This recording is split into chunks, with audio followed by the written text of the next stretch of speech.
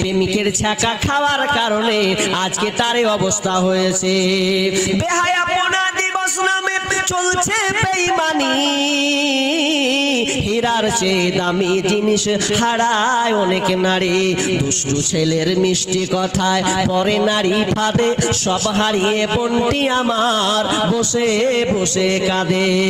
প্রেমের নামে চলছে এখন অশ্লীলতার ছোঁয়া, কতক মনে নারী সম্মান পান্তা ভাতার মোয়া।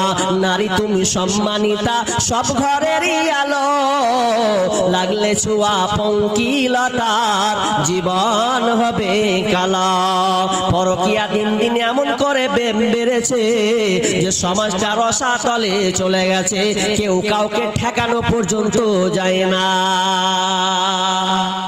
পরকীয়া যেমন বাড়বে, যেমন আপনার ব্যভিচার জেনা ব্যভিচার বাড়বে, তখন আপনি জানবেন যে আল্লাহ তাআলা এমন রোগ আপনাকে দিয়ে দেবে, এমন রোগ আবিষ্কার হবে যে কোনো ডাক্তার পর্যন্ত বলতে পারবে না আরে রোগ হলো কি করে। কিছুদিন আগে তো করোনা হলো তো মানুষ হাইউতাস, আরে ছোঁয়া যাবে না, ওই বাড়িতে থাক, এই রাস্তাঘাটে যাওয়া যাবে না, গেলে আমাকে হয়ে যাবে, এমন হয়নি। আরে আপনি সমুদ্র সৈকত গেছেন তো, সমুদ্র সৈকতে যে মেয়েগুলো আপনার তলে ছাতা দিয়ে দিয়েছে, ছাতা দিয়ে একটা সামান্য এই বুকে একটা ছোট্ট কাপড়, নিচে একটা ছোট্ট একটা কাপড় নিয়ে আরামসে এইভাবে নীল করছে আর আনন্দ উল্লাস ফুর্তি করছে। এই মেয়েগুলোকে সেই করোনার সময় দেখা গিয়েছিল যে ওরা মাথায় কাপড় দিয়ে সুন্দর করে ঢেকে দিয়ে এমন ভাবে জড়সড় হয়ে গেছে, ওরা গির্জায় চলে গেছে। খ্রিস্টান তো গির্জায় দিয়ে বলছে ও কে বাবা বাজাও, মানে এমন করছে, অবস্থা খারাপ, করোনা হয়ে গেছে।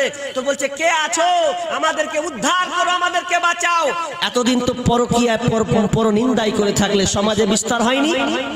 পরকীয়া দিন দিন বাড়ছে, স্বামীকে ছেড়ে দিয়ে চলে যাচ্ছে, কোন পরপুরুষের সঙ্গে পালিয়েছে। কত নিবেন? গত কয়েকদিন আগে একটা খবর দেখলাম, তো ভাবিকে নিয়ে দু ভাইয়ে মারামারি। বড় ভাই গেছে বিদেশে, বিদেশে যখন ভগবান বলার জায়গা এটা, বিদেশে চলে গেছে। বিদেশে যাওয়ার পর এবার বাড়ি এসে দেখছে যে বহুও নেই, আমার ছোট ভাইও নেই।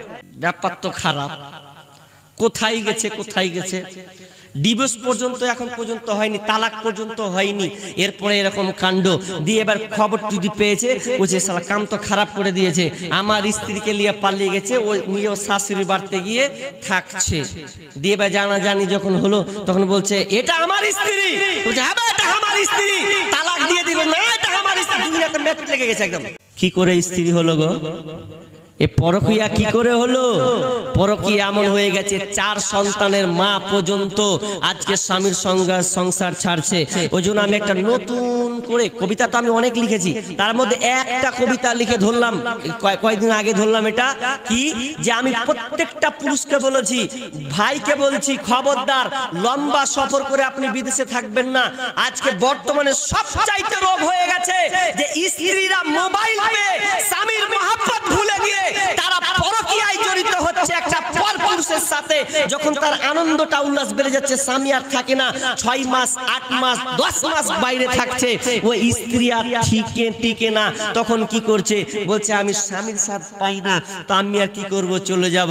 ওই জন্য আমি বলেছিলাম ও বন্ধু শোনো না, বউ রাখিয়া বিদেশে যায়ও না, ও বন্ধু শোনো না।